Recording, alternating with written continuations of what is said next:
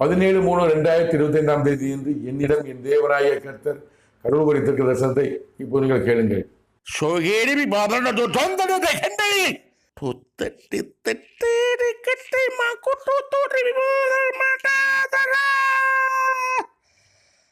உதயநிதி ஸ்டாலின் மரணம். உடனே தேசத்தின் அதிபதியானவனுக்கு விரோதமாகவே நான் என் கரத்தை நீட்டுக் கொண்டிருக்கிறேன். வேதனைப்படுவான் விரைவில். பாவத்தின் சம்பளம் அவனுக்கு கொடுக்கிறேன். அதிகார முடிவு சிறையிருப்பு விரைவில்.